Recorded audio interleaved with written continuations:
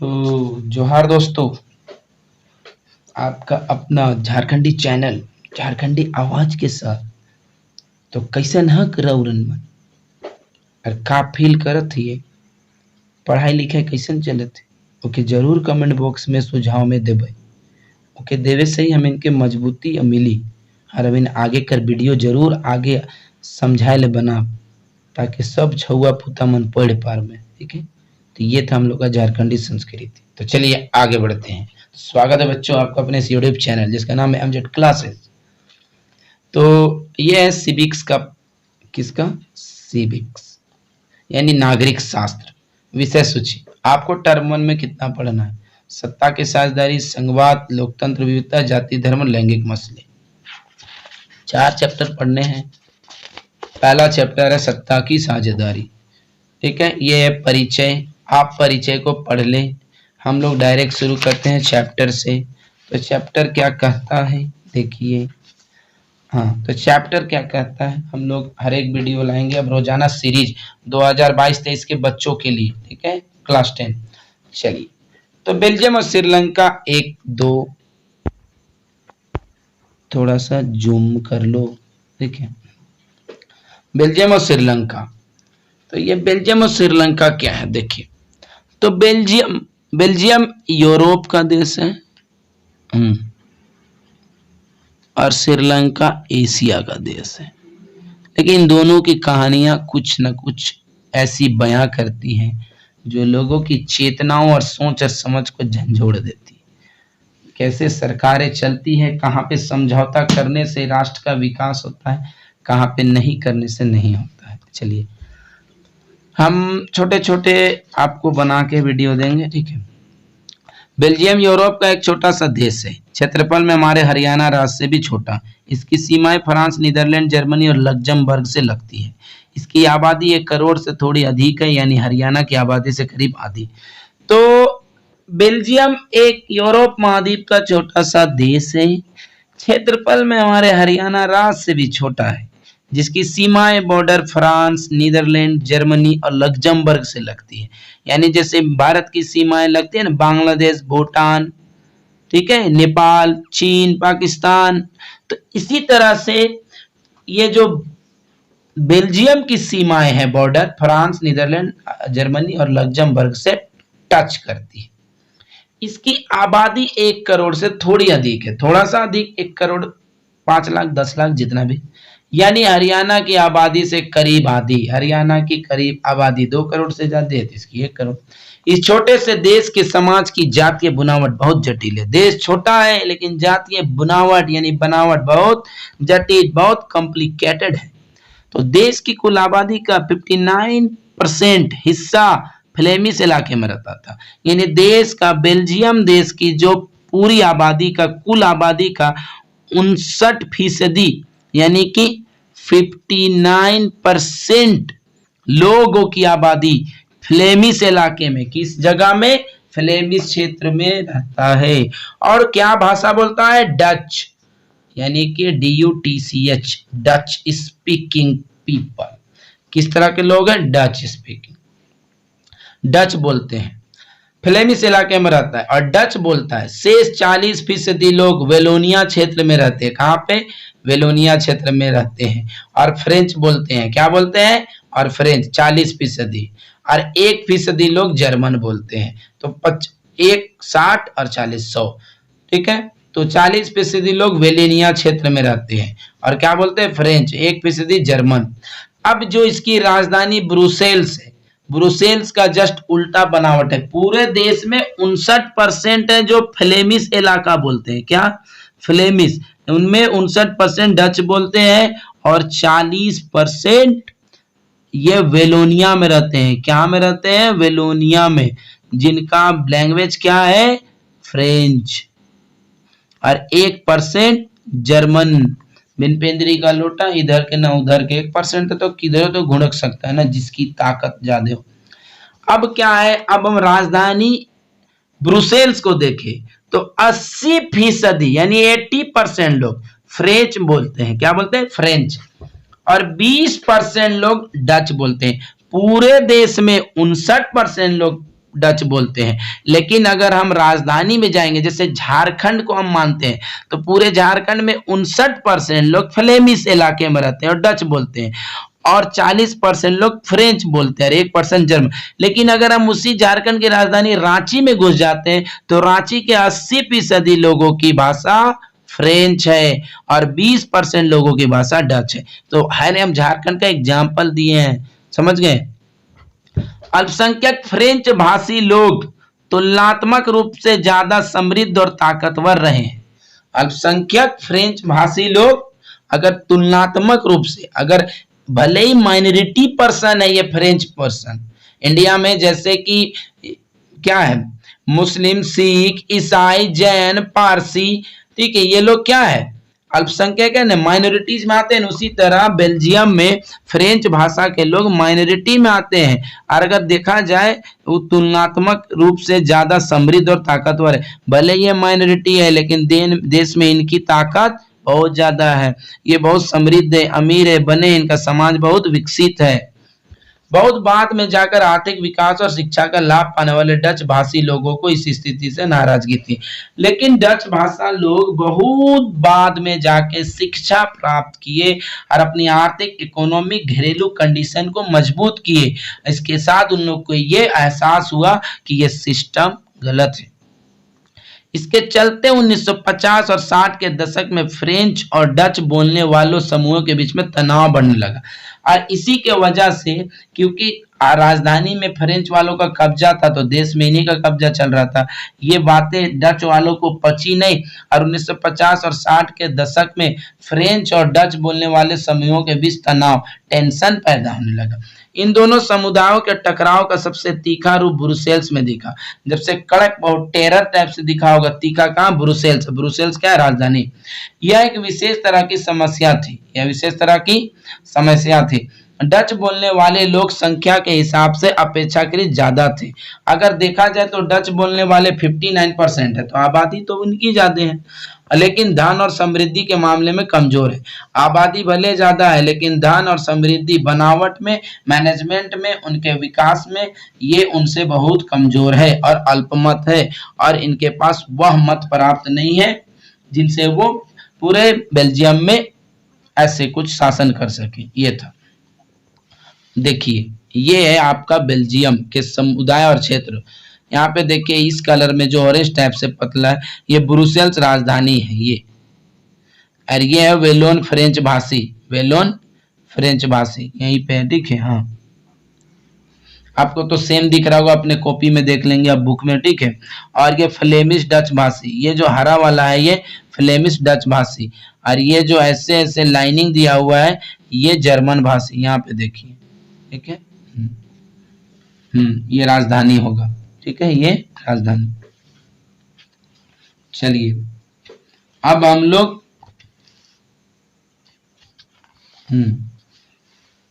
लोग क्या करते हैं, यहीं पे पढ़ते हैं। आइए इस स्थिति की तुलना एक और देश से करें। अब इसका कम देखिए, ये एक देश की कहानी है, अब एक और देश की कहानी पढ़ते हैं। आज हम लोग सिर्फ कहानी ही पढ़ेंगे, ठीक है, बाद में फिर इसका व्याख्या करेंगे।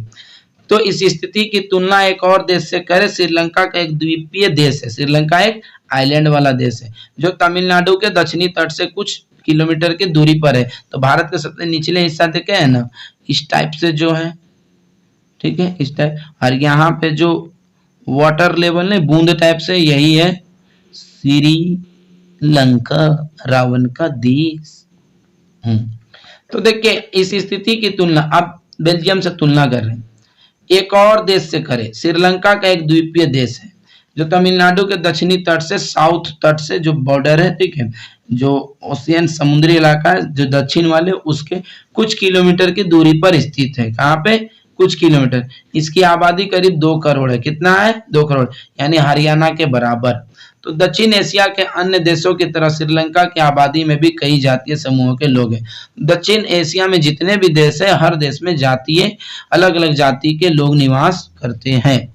अब श्रीलंका में क्या है, तो श्रीलंका में सबसे प्रमुख जो आबादी है सामाजिक समूह सिंहलियों का है। किसका है? सिंहलियों का है, जिनकी आबादी कुल जनसंख्या का 74% है, यानी 74%, 74% यानी 74%, 74% बोलिए।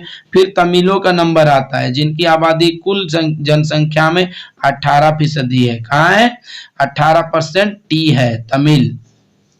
तमिल में भी दो समूह है, लेकिन तमिल में भी दो समूह है, एक श्रीलंकाई मूल और दूसरा तमिल 13% है, जिनकी आबादी 13%। जो श्रीलंकन तमिल है एसटी श्रीलंकन तमिल, वो 13% है। और हिंदुस्तानी तमिल जो औपनिवेशिक शासन काल में बगान में काम करने के लिए भारत से लाए गए। और जो हिंदुस्तानी जो भारतीय तमिल है, जिनको ब्रिटिश हुकूमत बागान वाले काम के लिए भारत से श्रीलंका ले गया था, ठीक है, वो उनके ले गए, उनके लोगों की संतान है, उनके औलाद है।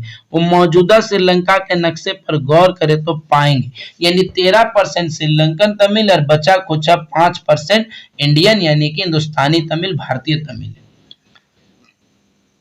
तमिल मुख्य रूप से उत्तर और पूर्वी प्रांतों में आबाद है। अगर तमिल देखें तो उत्तर और पूर्वी आबाद है, वहीं पे बसे हुए हैं। अधिकतर सिंहली भाषी लोग बौद्ध है, अधिकतर सिंहली भाषी लोग बौद्ध है, जबकि तमिल भाषी लोगों में कुछ हिंदू है, लेकिन तमिल और कुछ मुसलमान। लेकिन देखिए अधिकतर मैक्सिमम क्या है, सिंहली, इंग्लिश में सिहाला भी बोलते हैं। तो ये जो सिंहली और सिहाला है, ये सब बौद्धिज्म है, तो बुद्ध धर्म के मानने वाले हैं। लेकिन तमिलों में ऐसा नहीं है, तमिलों में कुछ हिंदू है और कुछ मुसलमान है, अब कुछ क्रिश्चियन भी हो सकते हैं। श्रीलंका की आबादी में ईसाई लोगों का हिस्सा 7% है। देखिए अब उनमें नहीं है, लेकिन श्रीलंका में जो आबादी है उनमें 7% क्रिश्चियन है, और वे सिंहली और तमिल दोनों भाषाएं बोलते हैं।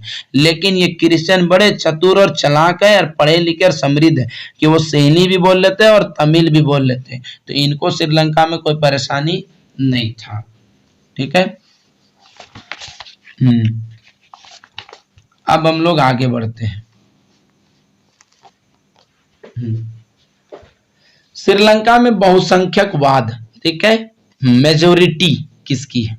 सन 1948 में श्रीलंका स्वतंत्र राष्ट्र बना। सिंहली समुदाय के नेताओं ने अपना बहुसंख्यक के बल पर शासन पर प्रभुत्व जमाना चाहा। तो 1948 में श्रीलंका आजाद होता है और एक स्वतंत्र आजाद देश बनता है। लेकिन वहां के समुदाय में जिनकी जो सबसे ज्यादा आबादी थी, बहुसंख्यक कहा जाता है। जिनकी आबादी ज्यादा हो उन्हें बहुसंख्यक, जिनकी आबादी कम हो उनको अल्पसंख्यक, ठीक है, माइनॉरिटी, कमन। तो अपने बल और ताकत और आबादी के लिए प्रभुत्व जमाना चाहता था, यानी अपना कंट्रोल चाहता था। ठीक है, इस वजह से लोकतांत्रिक रूप से निर्वाचित सरकार ने सिंहली समुदाय की प्रभुत्ता कायम की। ये साफ पर पता, प्रभुत्ता यानी कंट्रोल ओवर, रूल, शासन किसका कायम किया? सिंहली का। और अपनी बहुसंख्यक परस्ती के तहत कई कदम उठाए, अपनी बहुसंख्यक पहचान के लिए कई कदम उठाए। तो क्या क्या कदम उठाए, तो चलिए आगे बढ़ते हैं। 1956 में कानून बना है, 1956 में कानून बना, जिसके तहत तमिल को दरकिनार करके सिंहली को एकमात्र राजभाषा घोषित कर दिया गया। तो सिंहली को दरकिनार किया गया और सॉरी तमिल को दरकिनार, तमिल को साइड तमिल, और सिंहली को क्या किया गया? राष्ट्रभाषा या राजभाषा, एक नेशनल लैंग्वेज बोल दी। और विश्वविद्यालय और सरकारी नौकरियों में सिंहलियों को प्राथमिकता देने की नीति भी चली, और जिनको प्रायोरिटी थी, जिनको पहले आओ पहले पाओ नहीं, जो सिंहली आओ और नौकरी पाओ की विधि, नियम, कानून पास किया गया। यानी जो यूनिवर्सिटीज है, गवर्नमेंट की जो नौकरियां हैं, जॉब है, उन अपॉर्चुनिटी में अगर सिंहलियों को पहले एडवांटेज दिया जाता था कि सिंहली ही पहले नौकरी लेगा, उसके बाद कोई और। नए संविधान में यह प्रावधान भी किया गया कि सरकार बौद्ध मत को संरक्षण और बढ़ावा देगी।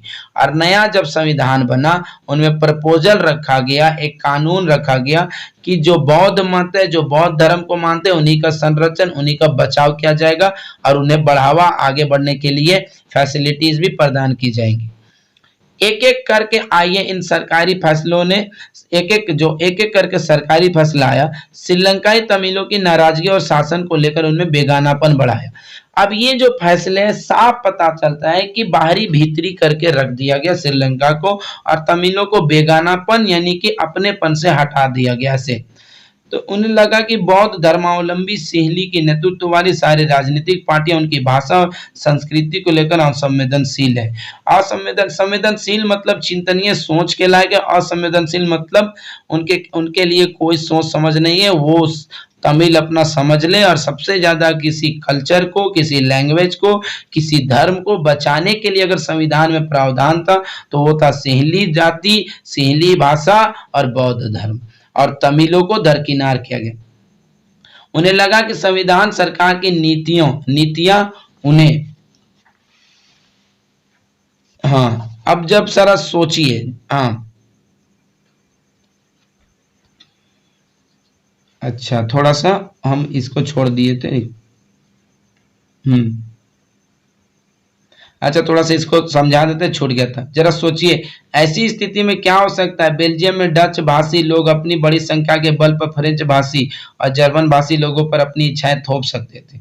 ये तो बेल्जियम में भी हो सकता था ना कि डच भाषी अपना संख्या के ताकत पर फ्रेंच भाषा पर जर्मन भाषा जो बोलते थे उनको मजबूर करते कि तुम भी यही भाषा का चुनाव करो। इससे उनके बीच की लड़ाई और बढ़ जाती और उनकी जो टकरार थी उन दोनों के बीच में जो प्रतिरोध रहता वो दिनों दिन वृद्धि होता, बढ़ते जाता। और ये संभव, ये उम्मीद, ये चांस था कि इससे देश बढ़ जाता और इससे देश भी बढ़ सकता था। पर ब्रुसेल्स पर दोनों पक्ष अपना अपना दावा ठोकते और जो राजधानी है उसमें डच भी दावा ठोकता और फ्रेंच भी। श्रीलंका में सिंहली आबादी का बहुमत और ज्यादा था और वे लोग मुल्क में अपनी मनमानी चला सकते थे। आइए अब देखें, तो ये चला सकते हैं, पिछला था, इसी को आइए देखते हैं। तो यहाँ तो पढ़ लिए, अब हम लोग इसे देखिए।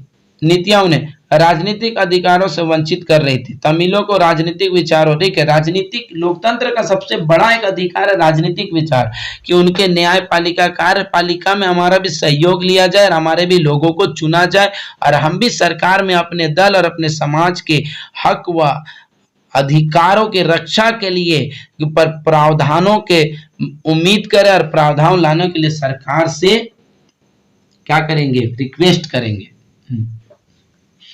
चलिए, अन्य कामों में उनके साथ भेदभाव हो रहा था, तो तमिलों के साथ भेदभाव हो रहा था, उनके हितों की अनदेखी की जा रही थी। परिणाम यह हुआ कि तमिल और सिंहली समुदाय में संबंध बिगड़ते चले। जब एक सरकार अपने ही एक समाज को, एक धर्म को, एक जाति के साथ ज्यादा तालमेल रखे और एक अल्पसंख्यक होने के लिए, अगर एक समाज का गुनाह इतना है कि वो अल्पसंख्यक है, उनकी आबादी कम है, उनके धर्म वालों की संख्या कम है, उनका जो भी विचार, उनका जो भी आइडियोलॉजी है, उन्हें कत्ल किया जा रहा था उनके खिलाफ, जिसके कारण क्या हुआ, दोनों समाज में तकरार पैदा होने। देखिए आपको श्रीलंका का फोटोवा दिखाते हैं। यहाँ पे देखिए सिंहली है पीला वाला, श्रीलंकाई तमिल है इसे थोड़ा ब्राउन वाला, ये ठीक है, यहाँ तक ऐसे पूरा उत्तर। और भारतवंशी तमिल है कॉफी कलर वाला, तो ये जो है ये भारतवंशी तमिल है। और ये जो आपको ठेपा छाप दिख रहा है ना, थंब इम्प्रेस, हाँ ऐसे जो नहीं दिखता है, ठीक है, थंब का अंगूठे का निशान जैसा दिख रहा है, ये धब्बा धब्बा, ये मुस्लिम है। कौन है ये? मुस्लिम है। अब क्या बोलता है, देखिए बहुसंख्यवाद, यह मान्यता है कि अगर कोई समुदाय बहुसंख्यक, यह मान्यता है कोई समुदाय, कोई समाज बहुसंख्यक है, एक तरह के मानने वाले के समान, तो वह अपने मनचाहे ढंग से देश का शासन कर सकता है। अगर बहुसंख्यक मान लिया तो वो अपने ढंग से भी शासन कर सकता है, क्योंकि अगर सरकार बनाने में सदस्यों की संख्या की जरूरत पड़ेगी, तो अगर बहुसंख्यक का तो ऐसे भी सदस्य ज्यादा होगा ना, तो कानून तो आराम से पास करेगा। तो हाँ, इसके लिए वह अल्पसंख्यक समुदाय की जरूरत या इच्छाओं की अवहेलना कर सकता है। तो बहुसंख्यक के पास यही ताकत रहता है, जो भी बहुसंख्यक की सरकार होती है, कि ये जो हमारे समुदाय के लोगों का साथ रहेगा, तो अल्पसंख्यक के लिए कुछ करे ना करे कोई दिक्कत नहीं है, इससे कोई नागवार ना गुजर सकता है, जिसको जो सोचना है सोचे, ये हो सकता है। चलिए अब देखिए क्या हुआ, श्रीलंकाई तमिलों ने अपनी राजनीतिक पार्टियां बनाई। इसको देखते हुए श्रीलंकन तमिल ने अपना पॉलिटिकल पार्टी बनाया। तमिल को राजभाषा बनाने क्षेत्रीय स्वायत्ता। अब तमिल को राजभाषा बनाना था, क्षेत्रीय स्वायत्ता यानी हमारा भी क्षेत्र हो, उस क्षेत्र में हमारा हुकूमत हो, मतलब राज्य हो, उसमें जो भी हम मुख्यमंत्री गवर्नर जो भी हम बने, और हमारा भी एक क्षेत्र हो जिसमें हमारे शिक्षा तमिल के भाषा अनुसार हो, रोजगार में समान अवसर मिले, जितना सहेली को मिलता है उतना तमिल को भी मिले। ये मांग को लेकर संघर्ष शुरू कर दिया, लेकिन तमिलों की आबादी वाले इलाकों की स्वायत्ता उनकी मांगों को लगातार नकारा गया।